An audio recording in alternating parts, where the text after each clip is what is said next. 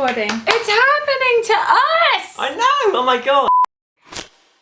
Guys, I'm here with Jim Chapman today. Hello. And it's a very exciting day because we are going to be giving the dudes out there some guy advice. Yes. I'm a guy.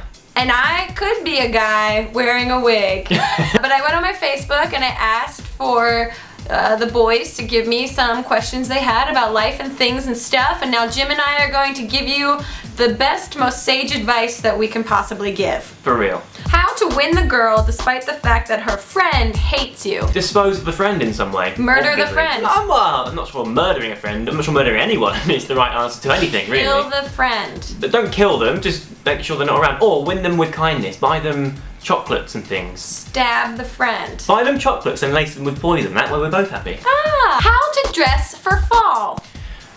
We call it autumn. Oh, you do? Yeah, in the UK. So Okay. if I was to dress for a fall, I'd want something very padded. You know, like. Jim! If you're in Alaska, it's going to be really cold. So I mean, this question is very geographically based. I mean, for me in the UK, yeah, layers. Do you do like the cardigans that button up as like blazers?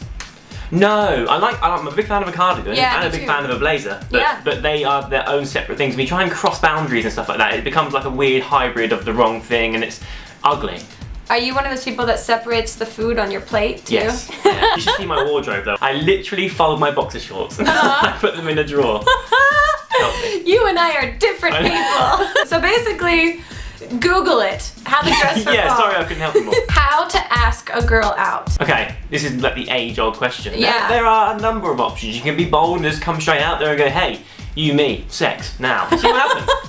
Or you can play it a little bit cooler and just sort of text, and treating them mean works quite well quite a lot of the time. What is that? Treat them mean? Treat them mean. Yeah. Neg them. Yeah, treat them mean. Have you heard of neg? No. Negging is a concept developed by the pickup artist, and it basically is, you treat them mean so that they kind of have to stand up for themselves and counteract you, and it creates conversation. Yeah, there's obviously a limit to how mean you can treat them. I mean, don't go up to them and punch them or anything like that, because that's just cruel and very mean. Punch them emotionally. Yeah. How do I turn a straight man gay? I think a lot of guys are just on the boundary there, so push your luck, see what happens. How do you talk about sports and video games if you don't watch/play them? I hate sports and video. Do you know what I hate the most? What? Video games about sports. Oh yeah, like Madden and all those other games. So what do you do? Just be comfortable enough in your own manly manhood to go, I don't care. Like, I don't know anything about football and soccer and stuff. I say be an active listener. Yes. And what I do is I kind of listen to what the other people are talking about and saying, and then ask my questions based on those things. Listen to what people say and repeat it, but change the words around a bit. Yes. So it sounds like you've got your own opinions, when actually what you do is just reforming what you've already heard. To be honest, how to ask a guy out. So this is coming from a girl, that if a girl were to approach you to ask you out, what's your advice for how that girl should do that? I think a guy just likes the attention, so just talk to them and ask them. Yeah. Ask them anything. Ask them about the weather and they'll think you're asking them on a date. I have a tip. If you're of legal drinking age, buy the guy a drink. Yeah. It's how I've gotten a boyfriend in the past. They would love that. I mean, seriously, you're talking 30 seconds to down the drink and then however long it takes you to get to your place. Yeah. Ka-ching. How to not cry when watching chick flicks.